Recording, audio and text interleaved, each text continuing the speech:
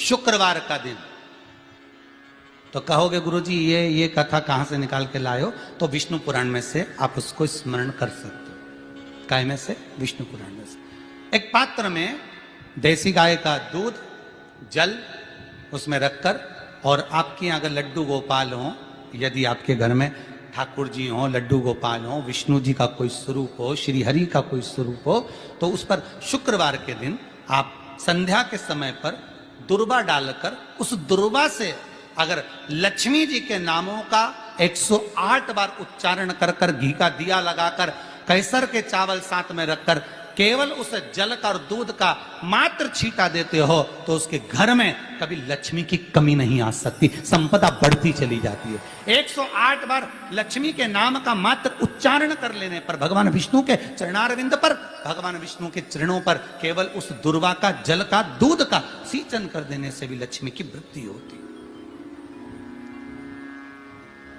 लक्ष्मी देती, दुर्वा बढ़ती है। और दुर्वा का एक बहुत सुंदर गुण है महाराज, बहुत सुंदर गुण है दुर्वा का। जहां पर उसके भीतर गांठ आती है ना, वहां से 2 रास्ते बना देती है। बोलो बनाती कि नहीं बनाती? कभी दुर्वा देखी होगी आपने?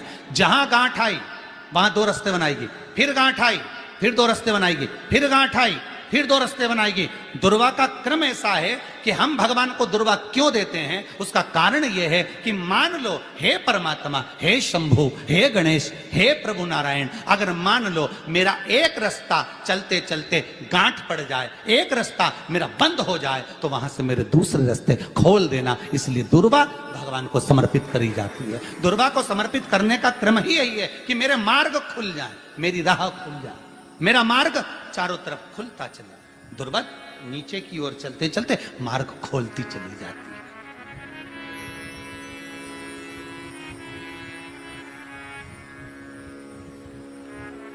अमृत है ये, इसलिए नष्ट नहीं होती।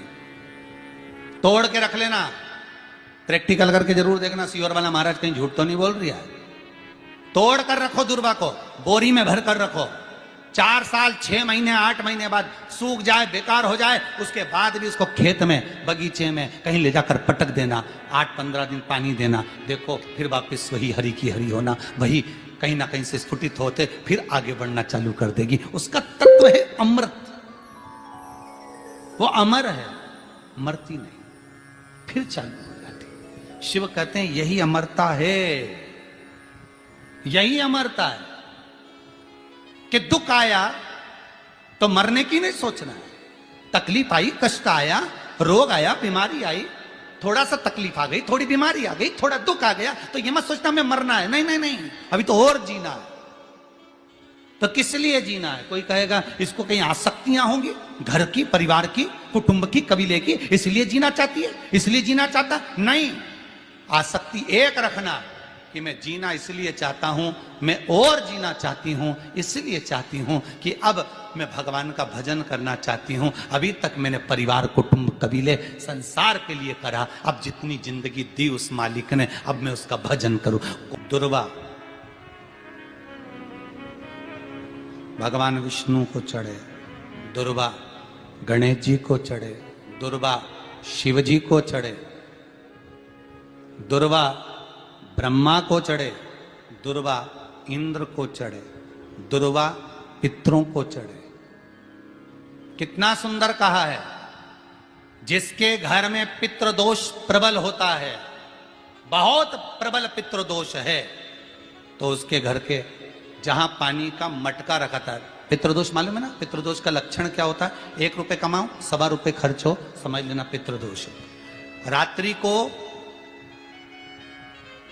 सो गए तुम, बड़े नींद आ गई तुमको, बहुत प्रेम से सो गए, सोने के 1.5 घंटे या 2 घंटे बाद तुम्हारी नींद खुल जाए और कम से कम आधे घंटे तक तुमको भूख लग रही हो, समझ लेना पितृदोष है। सोकर उठने के बाद में जैसे ही 1-2 घंटे की नींद हो गई और अचानक नींद खुल गई और तुम्हें भूख लग रही है, भूख लग रही है, प्यास लग रही है बहुत तेज, अभी सोए हो, 1.5 घंटा ही हुआ, 2 घंटा ही हुआ, भूख लगने लगी, बहुत तेज भूख लग रही है, समझ लेना पितृदोष है। पितृ भूखे हैं, भोजन की याचना कर रहे हैं, भोजन की याचना। सोने के बाद तत्काल नींद खुले 2 घंटे के बाद, भूख लगे, उसका भी एक समय बताया है महाराज ब्रह्मवर्ता पुराण के अंतर्गत कि रात्रि को सोने के बाद में 1 घंटे की नींद हो जाए और उसके बाद में 2 घंटे के अंदर वापिस नींद खुल जाए और भूख लगने लगे तो समझ लो पितृ भूखे हैं, भोजन मांग रहे, अन्न मांग रहे, पितृ दोष है।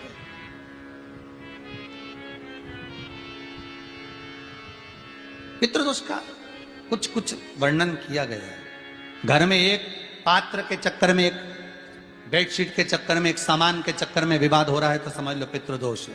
1 रुपया कमाया, सवा खर्च हो रहा है, पितृदोष है। घर में एक बीमार, दूसरा फिर बीमार हो गया, तीसरा फिर बीमार हो गया, एक ठीक हुआ, एक बीमार हुआ, पितृदोष है। पितृदोष का भाव, तो उसके लिए करना क्या है? शिव महापुराण की कथा कहती है, सुंदर गणेश जी का चरित्र वर्णन करता है, स्कंद पुराण कहती है, विष्णु पुराण कहती है कि दुर्वा 21 दुर्वा की गांठ बनाकर, 7 गांठ 21 दुर्वा की बनाकर जो अपने पितरों का मटका, मटका मतलब परिंडा, हंडा जो भी पानी का भरते हो, उसके नजदीक में मात्र एक कटोरी में चावल रखकर उसमें अगर दुर्वा रख देता है तो मात्र 5 या 7 दिन में पितृदोष समाप्त होना प्रारंभ हो जाता है। उसके घर में लक्ष्मी की वृद्धि होने लगती है, सुख शांति अपने आप आने लगती है, उसका क्लेश समाप्त हो जाता है। दुर्वा में वो गुण है जो पितृ भी उसका भाग अमृत तत्व प्राप्त करना चाहता, अमृत देना चाहता। और सरल भाषा में समझिए, जिसकी फैक्ट्री नहीं चल रही हो,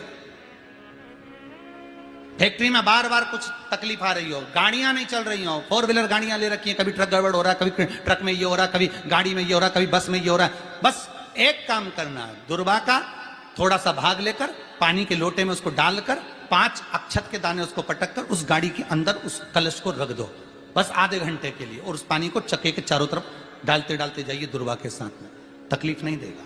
फैक्ट्री का भी यही प्रमाण है। दुर्वा में वो अमृत तत्व छुपा है जिसका सुख आनंद दे जाता है, आनंद। शिव पुराण कह रही है महाराज, दुर्वा का एक नाम और है, उसका नाम है अमृत जन्मा। क्या नाम है? अमृत जन्मा।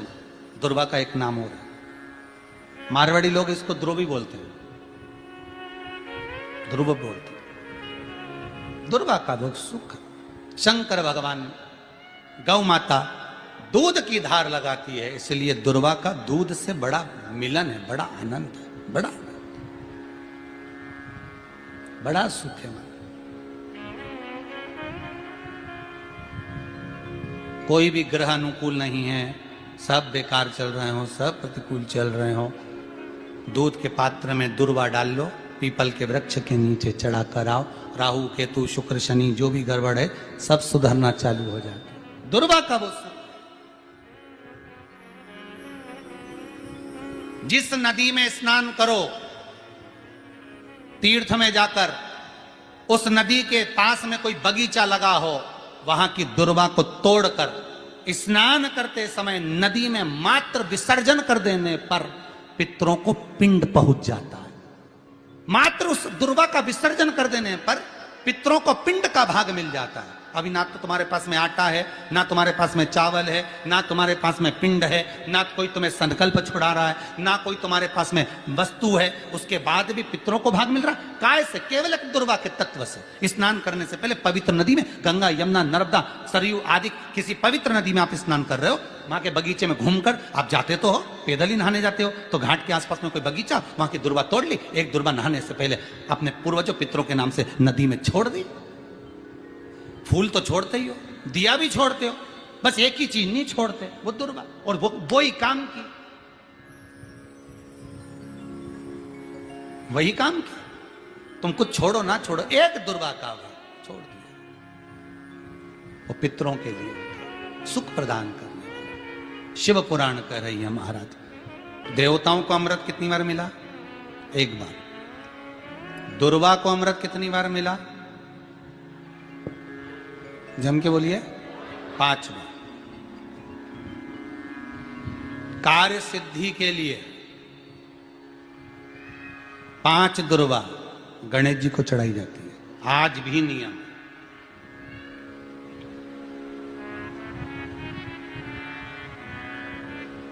कभी आपको मौका मिला हो और आपने रावण संहिता पढ़ी हो।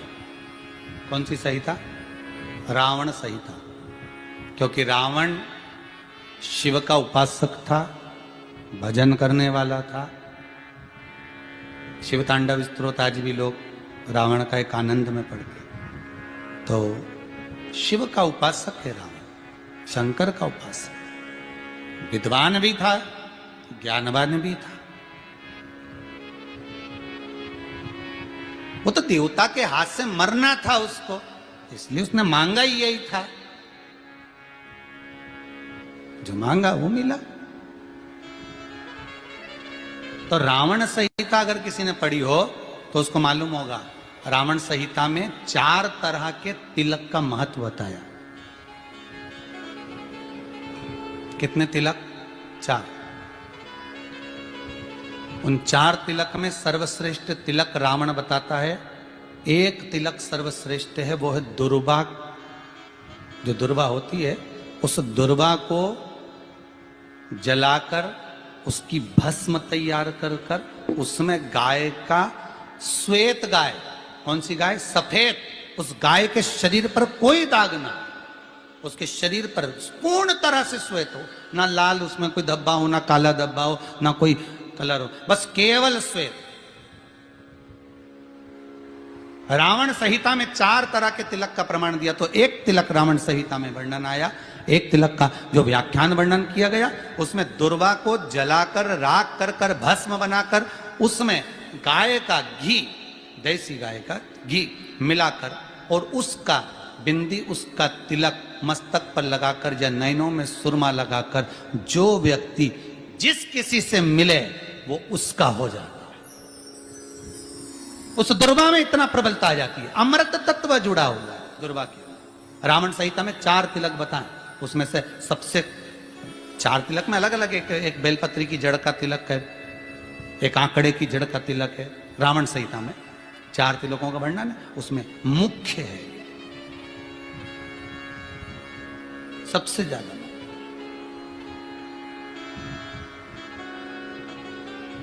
हम तो कहेंगे, अगर मान लो वैसे तो नौकरी करने जाओ, सर्विस करने जाओ तो आंख में काजल लगा कर जा नहीं सकते, नहीं तो लोग ही कह देंगे कहाँ से आया है। मालूम पड़े तुम नौकरी के लिए इंटरव्यू देने जाओ और आंखों में काजल लगा के चले जाओ, तो फिर भी एक प्रयास करना, फिर भी एक प्रयास करना। उस दुर्वा का जो काजल बनाओ, मूछे हो, दाढ़ी हो, कहीं कहीं पर भी उसकी एक बिंदी लगा कर चले जाओ, वो असर करेगी और आपको वो जॉब मिल ही जाएगा, ये पक्का है। उसमें आकर्षण होता। दुर्वा आकर्षण का केंद्र करती है। आपको कभी आपके नयनों में दर्द हो रहा हो, जलन हो रही हो, तो आप दुर्वा, हरी भरी जहाँ दुर्वा हो वहां थोड़ी देर चलने का प्रयास करिएगा, आपके नेत्रों का विकार समाप्त हो जाएगा। दुर्वा में वो एक सुख है, वो अमृत छुपा हुआ, और एक बार का अमृत नहीं, 5 बार का अमृत दुर्वा के अंतर्गत।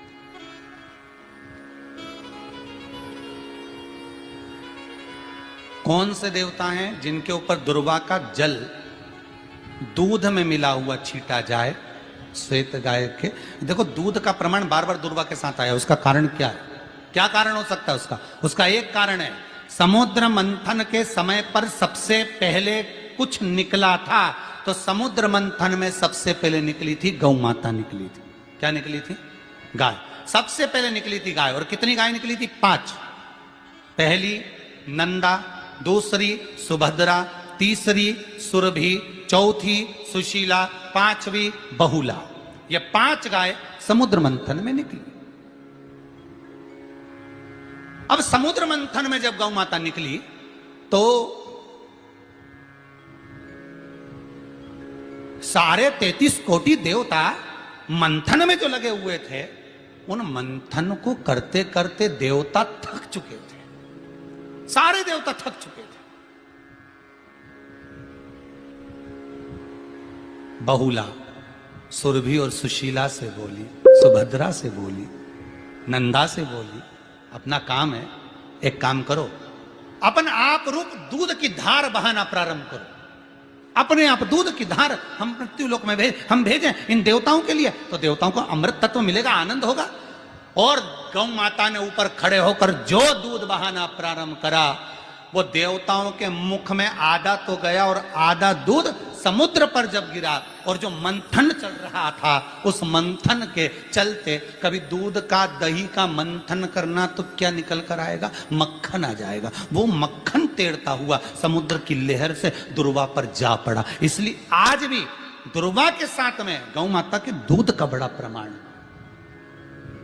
वो भी देसी गाय,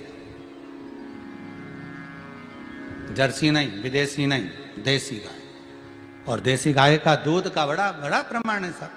हम कई बार कथाओं में कहते हैं, जैसा खाया अन्न, बोलते जाओ, वैसा हो गया मन, जैसा पिया पानी वैसी हो गई वाणी, और जैसा पिया दूध वैसी बन गई बुद्ध।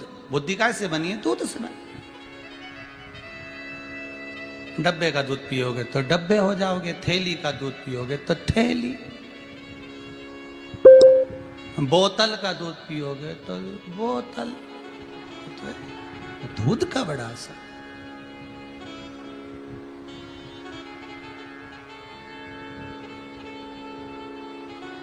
गौ माता के दूध का पान। कहा एक पात्र में जल और दूध ले लीजिए, शुक्रवार का दिन। तो कहोगे गुरुजी ये कथा कहां से निकाल के लाए हो? तो विष्णु पुराण में से आप उसको स्मरण कर सकते हो। काय में से? विष्णु पुराण में से। एक पात्र में देसी गाय का दूध, जल उसमें रखकर, और आपके अगर लड्डू गोपाल हो, यदि आपके घर में ठाकुर जी हो, लड्डू गोपाल हो, विष्णु जी का कोई स्वरूप हो, श्री हरि का कोई स्वरूप हो, तो उस पर शुक्रवार के दिन आप संध्या के समय पर दुर्वा डालकर, उस दुर्वा से अगर लक्ष्मी जी के नामों का 108 बार उच्चारण कर कर, घी का दिया लगाकर, कैसर के चावल साथ में रखकर, केवल उस जल का और दूध का मात्र छींटा देते हो, तो उसके घर में कभी लक्ष्मी की कमी नहीं आ सकती, संपदा बढ़ती चली जाती है। 108 बार लक्ष्मी के नाम का मात्र उच्चारण कर लेने पर, भगवान विष्णु के चरणारविंद पर, भगवान विष्णु के चरणों पर केवल उस दुर्वा का, जल का, दूध का सिंचन कर देने से भी लक्ष्मी की वृद्धि होती है। जैसे व्यक्ति का कोई काम नहीं हो रहा हो, बहुत दिन से लगे, बहुत समय से लगे, ये काम हो ही नहीं रहा, तो शंकर जी का नाम को उल्टा कर कर जपना चालू कर दो।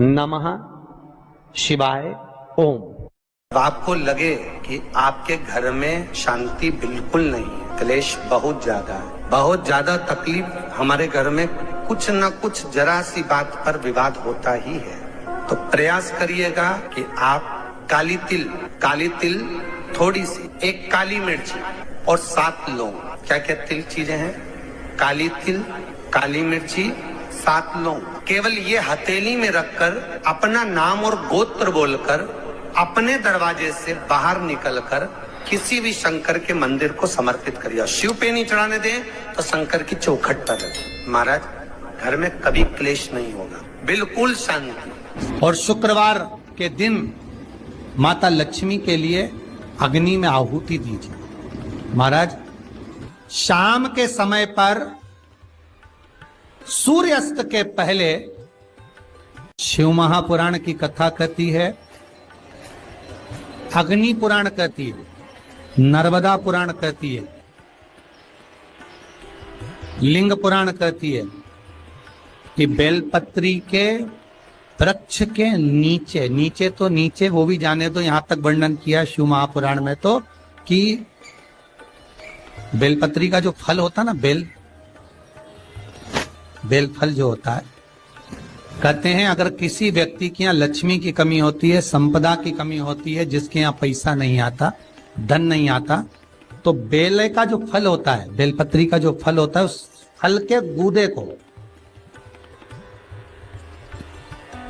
बेलपत्री के फल का गुर्दा निकाल लो, सुखा लो, गाय के घी में उसको डुबो लो, और शुक्रवार के दिन माता लक्ष्मी के लिए अग्नि में आहुति दीजिए। महाराज, शाम के समय पर सूर्यास्त के पहले ये जो आहुतियां हम बेले के गुर्दे के फल की गाय के घी में डुबोकर माता लक्ष्मी और भगवान विष्णु के नाम से देते हैं महाराज। 2 या 3 शुक्रवार करोगे, लक्ष्मी की कभी कमी नहीं आती, संपदा बढ़ती है। एक प्रयोग और कर कर देखना, कभी अगर मौका मिले आपको तो प्रयोग कर कर देखिए। लिंग पुराण के अंदर लिखा हुआ है, शिव पुराण में, लिंग पुराण में और स्कंद पुराण में कहा गया है कि अगर किसी ने बेले के फल का अगर थोड़ा सा भी गुर्दा पाया है, बेले के फल को खाया हो या बेल का रस पिया हो या बेल के फल का जूस पिया हो, अगर वो व्यक्ति का अनायास किसी कारणवश प्राण भी छूट गए हो, तो शिव महापुराण की कथा कहती है कि 27 दिन तक वो बेल के फल का रस उसके नस नस में रहता है, तो उस व्यक्ति को यम नहीं छूते, वो कैलाश पर निवास करता है। मर भी जाता है तो अधोगति में नहीं पड़ता, नरक नहीं भोगता, वो बैकुंठ पद का कामी हो, बैकुंठ का निवासी।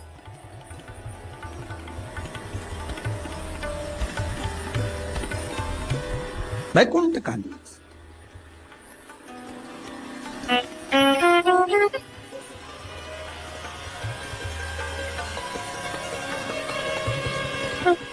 ये जो शिव जी को चढ़ती बेलपत्री हुई, शमी पत्र हुआ, मदार का पुष्प, आंकड़े का जो पुष्प हुआ, ये सब साधारण नहीं है। साथ शंकर का एक एक गुण तत्व ग्रहण करने वाले, शंकर का अनुमोदन करने वाले, शिव को एक एक वस्तु जो चढ़ने वाली साधारण नहीं।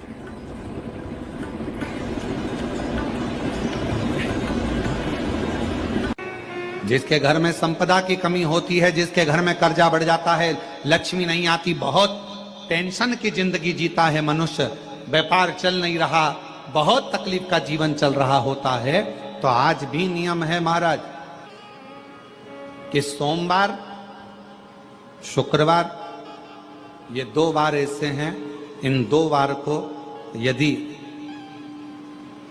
कटोरी में थोड़ा सा शहद रखकर, मधु रखकर यदि लक्ष्मी जी का स्मरण किया जाए और माता लक्ष्मी जी का स्मरण कर कर एक लाल पुष्प उस कटोरी के सम्मुख में माता लक्ष्मी का नाम लेकर रखा जाए और बाद में वही शहद, वही मधु और वही पुष्प सोमवार का दिन और शुक्रवार के दिन लक्ष्मी का पूजन कर कर, स्मरण कर कर, दूसरे दिन शुक्रवार के दिन पूजन करें, शनिवार के दिन उस मधु का, उस पुष्प का विसर्जन करें, सोमवार के दिन पूजन करें लक्ष्मी जी का स्मरण कर कर, और मंगलवार के दिन अगर विसर्जन करें, 5 या 7 सोमवार या शुक्रवार को यदि आप मधु का भोग लक्ष्मी जी को लगाना प्रारंभ कर दें, शिव का नाम स्मरण कर कर, तो उसके घर में कभी संपदा की कमी नहीं होती, लक्ष्मी उस संपदा को बढ़ा। महाराज हम तो आपसे निवेदन पहले भी करे, आज फिर करते। मान लो आपको ऐसा लगता है कि घर में बीमारियां ज्यादा घेर रही है, तो एक बेल का टुकड़ा, बेले का फल का एक टुकड़ा अपने ही घर में कहीं पर भी कटोरी में रख दीजिए, शिव का स्मरण, सुख प्रदान करेगा। अगर थोड़ा बहुत रोग आ भी गया निकल जाएगा, और बड़ी बीमारी में कोई फंस नहीं पाएगा, ज्यादा जनहानि नहीं होगी, तकलीफ नहीं भोग पाओ। शिव को प्रिय है। फिर वही स्कंद पुराण का संवाद आगे, बेल पत्री के वृक्ष की जो जड़ होती है, उस जड़ के अंदर 33 कोटि देवताओं का निवास होता है। 68 करोड़ तीर्थ बेलपत्री के पेड़ के नीचे रहते हैं। 68 करोड़ तीर्थ मात्र बेलपत्री की छांव में, बेलपत्री के नीचे विराजमान होते हैं। अगर आपके मन में कभी कभी भाव उत्पन्न हो जाए ना कि मेरे को कहीं तीर्थ करने जाना है और अभी मौका नहीं मिल रहा, तीर्थ जाने का, अभी तो लॉकडाउन चल रहा है और अभी सब दूर बीमारी फैली हुई है, कहीं नहीं जा सकते, तो जब लॉकडाउन हट जाए, बीमारी समाप्त हो जाए और तीर्थ जाने का मन करे, तो किसी बेलपत्री के पेड़ के नीचे 5 मिनट जाकर बैठ जाए।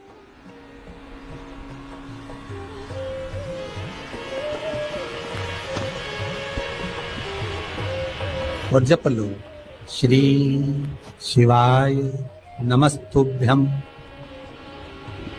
जितने बैठे हो टीवी के सामने प्रेम से बोलो, श्री शिवाय नमस्तुभ्यम। जितने टीवी के सामने बैठे और फिर से बोलो, श्री, साथ में बोलो, आगे आगे नहीं, श्री शिवाय नमस्तुभ्यम।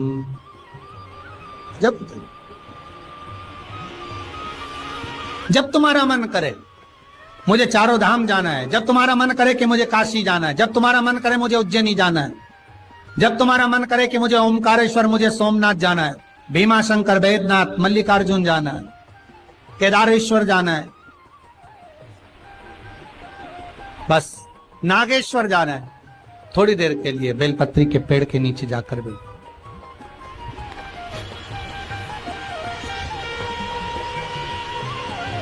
68,000 तीर्थ सब बेलपत्री के वृक्ष के नीचे विराजमान। जहां पर देवराज के प्राण छूटे वहां बेलपत्री का पौधा है, बेलपत्री का वृक्ष है। हिंदू धर्म में आज भी रीति है, मरने वाले व्यक्ति, अब तो ये कोरोना महामारी में ना गाड़ी में भरे ने लेकर चले गए और जला दिया, पर पहले जो नियम था शास्त्रार्थ के अनुसार, जब कोई व्यक्ति मरता था उसको कंधे पर लेकर जाते थे, तो ले जाने के बाद में बीच राह में एक स्थान ऐसा आता था जहां पर अर्थी को उतारते थे, विश्राम स्थल पर उस अर्थी को उतारा जाता था। और वो केवल विश्राम स्थल ऐसे नहीं होता था, वहां पर बेलपत्री का पौधा होता था, पेड़ होता था, उस बेलपत्री के वृक्ष की छांव उस मुर्दे पर भी पड़ जाती थी तो उसको यम की कैद नहीं भोगना पड़े, उसको यम की कैद, यम की त्राण नहीं भोगना पड़े।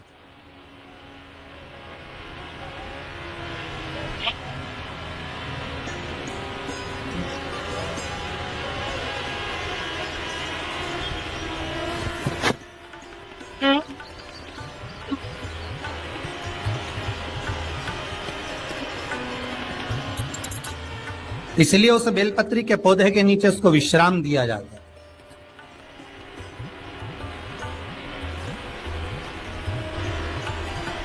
बेलपत्री के पौधे के नीचे उसको विश्राम दी गई। जब शिव कह रहे हैं, देवराज तेरे प्राण छूटे, मना नहीं है तेरे प्राण छूटे, पर तेरे प्राण जहां छूटे वो बेलपत्री का वृक्ष था।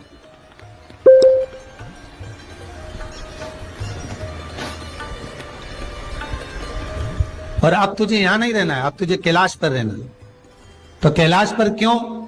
शंकर भगवान बोलते हैं ये मृत्यु लोक जो है ना, पृथ्वी, ये भूमि जो है ना, ये मेरी निवास स्थली है, ये मेरा घर है। इसलिए शंकर भगवान ने, भगवान विष्णु ने जब कहा था, भगवान विष्णु जब शंकर भगवान से बोले कि मैं आपसे मिलने आना चाहता हूं, तब शंकर भगवान बोले आ जाओ। तो भगवान विष्णु पृथ्वी से एक हाथ ऊपर पांव रखकर चल रहे थे। तो शंकर जी ने पूछा तुम पांव जमीन पर क्यों नहीं रखते, पृथ्वी पर रखो। शिव जी मैं पांव पृथ्वी पर नहीं रख, क्यों? नहीं नहीं नहीं नहीं, मैं पांव पृथ्वी पर नहीं रख सकता। आखिर क्यों? शंकर भगवान से भगवान विष्णु कहते हैं पूरी पृथ्वी पर छोटे छोटे कंकर नजर आते हैं, हर कंकर में मुझे शंकर नजर आते हैं। जब कंकर में शंकर दिखेगा तो मैं पृथ्वी पर पांव कैसे रख सकता हूं? शिव जी बोले, भाई नारायण भगवान विष्णु से बोले, है नारायण अगर आप इतनी दूरी बनाकर रखेंगे तो फिर हमारे करीब में कौन आएगा? हम चाहते हैं कि आप हमसे मिलकर रहें, हम आपसे एक क्षण की दूरी सहन नहीं कर सकते। आप हमसे चिपक जाएं, लपट जाएं, आप हमसे रम जाएं, हम आप में रम जाएं।